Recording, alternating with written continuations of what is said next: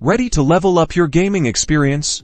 Today, we're unlocking the power of the Nvidia in-game overlay, your one-stop shop for performance monitoring and game customization. First things first, you'll need the Nvidia GeForce Experience application installed at your central hub, and it's usually already installed along with your drivers. Head over to this program if you have it open.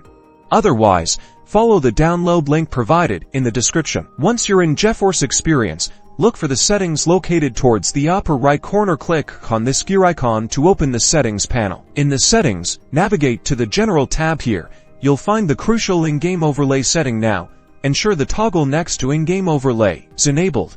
It should be switched to the on position. Once the overlay is enabled, you get access to its features while in-game. By default, you can display your FPS, frame times, and GPU usage. But accessing the overlay in-game is easy once it is enabled. The default shortcut to bring up the overlay is Alt+C. Once the overlay appears, explore the features.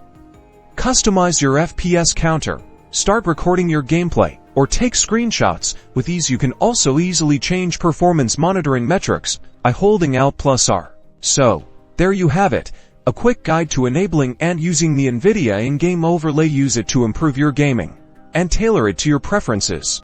If this tutorial helped, give it a like